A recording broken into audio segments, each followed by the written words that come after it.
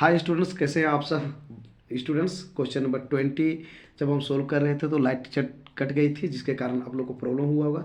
तो हम फिर से इसको क्वेश्चन को डिस्क्राइब करते हैं स्टूडेंट्स। मैं आपको बताना चाहता हूँ कि ये जो असर्शन और रीजन का जो क्वेश्चन है, ये विशेष करके दो क्वेश्चन आएगी 2 मार्क्स की, ये फिक्स आएगी। तो इसमें क्या करना है कि असर्शन और रीजन में सबसे पहले हम लोग रीजन को पढ़ेंगे। रीजन में पढ़ने के बाद करना क्या है कि रीजन यदि फॉल्स हो, रीजन फॉल्स हो तो कुछ दिमाग नहीं लगाना है, सी ऑप्शन सही मार देना है और ए बी डी पढ़ने की ज़रूरत नहीं है। पहले हम लोग रीजन को पढ़ेंगे।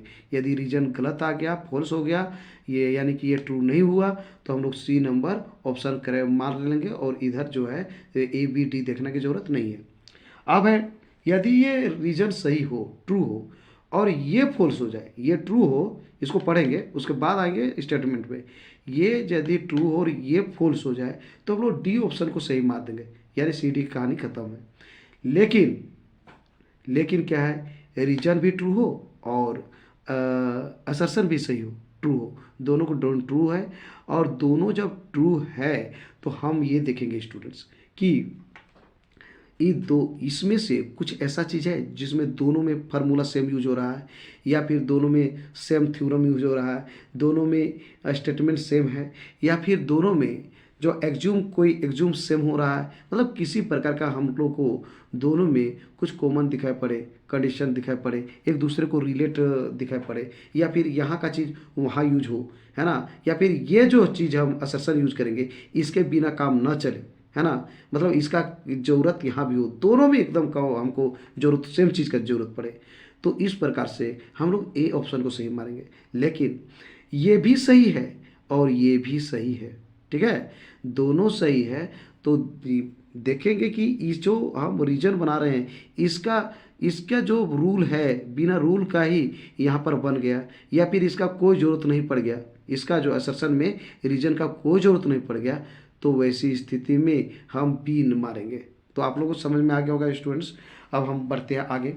तो यहाँ पे देखिए पहला कि इस 20 नंबर स्टेटमेंट ए है, असर्शन है, if the coordinate of the mid point of the sides A B and A C और ट्राइंगल ए बी सी, है ना, ट्राइंगल ए बी सी का दो पॉइंट जो है मिड पॉइंट है ना, जो कि ए बी और ए सी की तरफ है, ए बी और ए सी की तरफ दो मिड पॉइंट है, जिसमें डी और ई मिड पॉइंट है, एक डी है दूसरा ई है।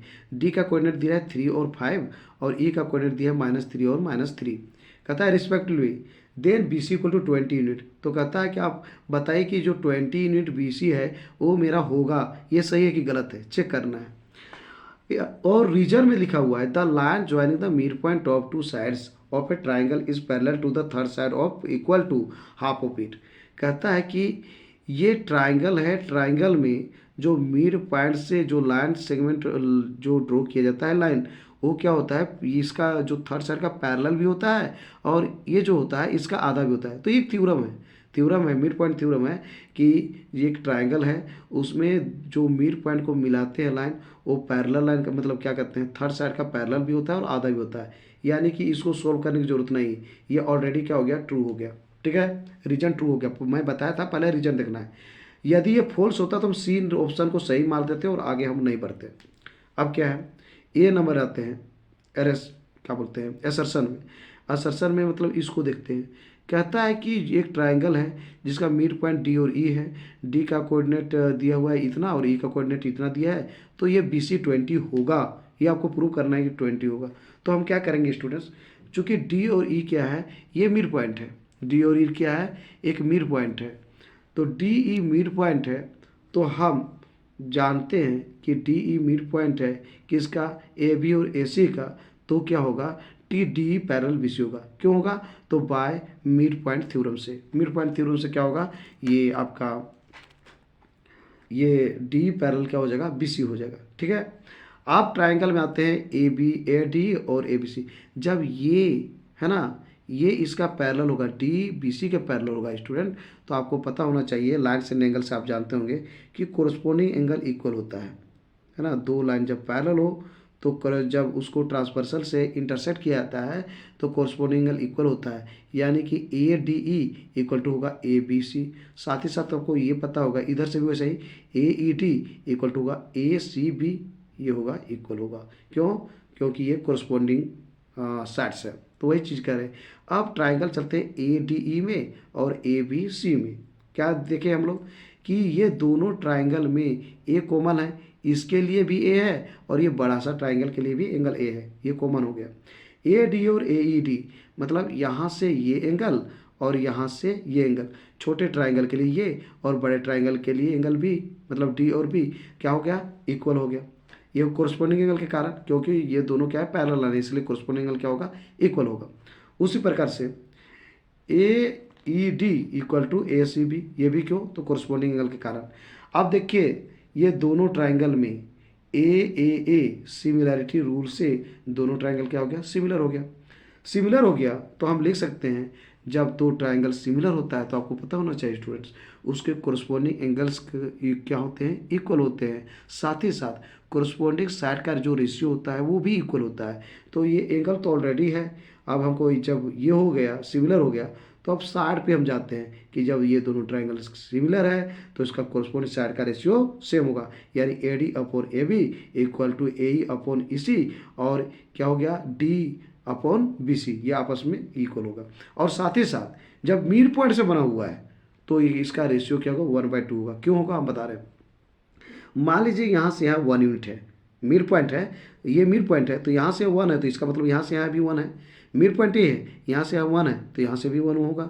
यानी कहने का मतलब यहाँ से यहाँ 1 है तो यहाँ से यहाँ हम बात करेंगे तो क्या होगा? 2 होगा, यानी 1/2, फिर होगा 1/2, और सब आपस में सिमिलर में कोरस्पॉन्डिंग साइड इक्वल होता है, तो यानी कि ये भी क्या होगा? 1/2 ही होगा।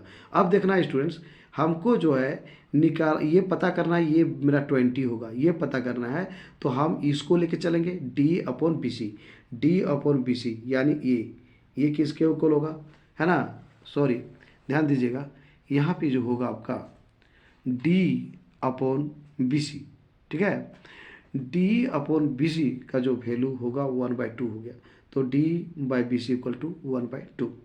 अब देखिए यहाँ पे बी सी का वैल्यू हमको 20 यहाँ पे गिवन नहीं है, बल्कि ये प्रूव करना है, इसलिए बी सी का वैल्यू नहीं लिखेंगे। अब डी का वैल्यू हम यहाँ से निकाल सकते हैं, ये जो देख रहे हो स्टूडेंट्स, यहाँ से हम डी का वैल्यू निकाल सकते हैं। तो डी का वैल्यू हमको जब कोऑर्डिनेट पॉइंट दिया हुआ है तो हम निकाल सकते हैं डिस्टेंस फार्मूला से। डिस्टेंस फार्मूला क्या होता है? इसको समझ लीजिए x1 y1, इसको x2 और y2, तो क्या होगा? Square root x1 minus x2 का whole square plus y1 minus y2 का होल स्क्वायर, या फिर x2 माइनस x1 का whole square plus y2 minus y1 का होल स्क्वायर का स्क्वायर रूट होता है। तो देखिए हम d का यदि वैल्यू निकालेंगे तो ऐसे निकलेगा students, D E equal to हो जाएगा, यहाँ पर देखिए क्या है कि 3 माइनस क्या होगा? -3। अच्छा, 3 माइनस -3, और माइनस माइनस क्या होगा? प्लस लिख देते हैं, बार बार लिखने की जरूरत नहीं। 3 + 3 का होल स्क्वायर प्लस, है ना, प्लस आप देखिएगा कि यहाँ पर क्या है? 5 है, और यहाँ पर माइनस है, तो माइनस यहाँ भी है, यहाँ देना है माइनस, और ये ऑलरेडी आगे भी माइनस है, तो माइनस और माइनस को मल्टीप्लाई करें क्या होगा? प्लस, क्या हो गया? 3 + 3 क्या हो गया? होल स्क्वायर हो गया। चलिए इसका वैल्यू निकालते हैं। अब देखिए 3 + 3 कितना हो? 6 का होल स्क्वायर प्लस 3 + 5 कितना हुआ? 8 का क्या हो गया? Whole square.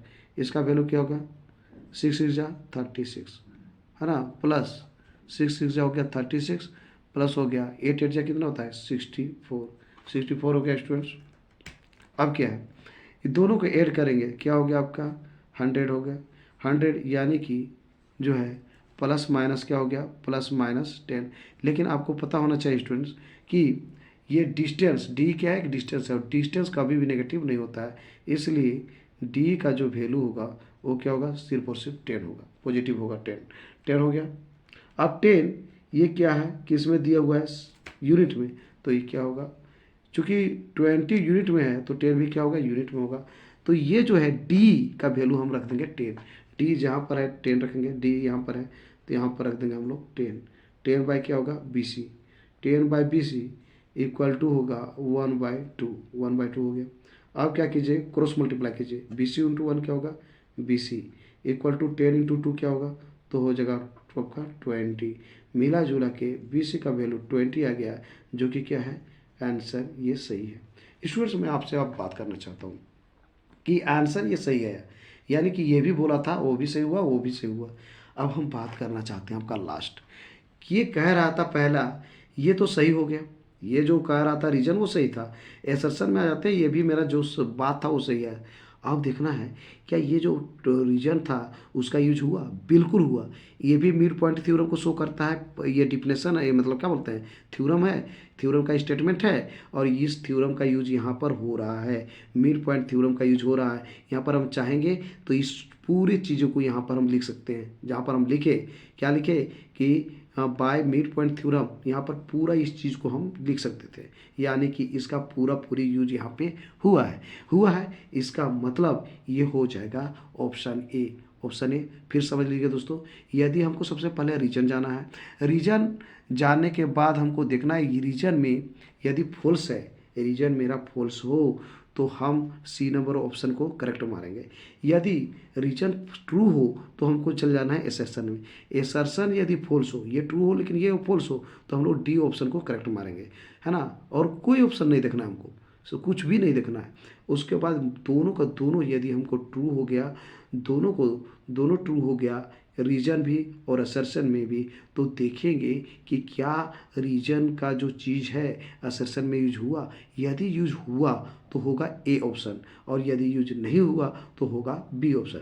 तो यहाँ पर मैंने देखा कि ये मिड पॉइंट थ्योरम ये बताता है रीजन में वही चीज़ है, और यहाँ पे ट्रू हो गया, तो यही चीज़ यहाँ पर हमको लिखने की ज़रूरत पड़ा, मिड पॉइंट थ्योरम का जरूरत पड़ गया। इसका मतलब ये है कि दोनों में क्या है, यूज हुआ, या सेम चीज़ यूज हुआ, और सेम चीज़ का एक दूसरा क्या किया, वो एक्सप्लेनेशन किया, जो रीजन था वो इसको एक्सप्लेन किया। इसका मतलब ये है कि इसका ऑप्शन होगा बी होगा। तो इसका ऑप्शन हम क्या होगा स्टूडेंट्स, बी होगा। तो आंसर इसका जो हो जाएगा, आंसर आपका हो जाएगा बी। आई होप आप समझ गए हो स्टूडेंट्स। अब हम मिलते हैं फिर नेक्स्ट वीडियो में, तब तक के लिए बाय बाय।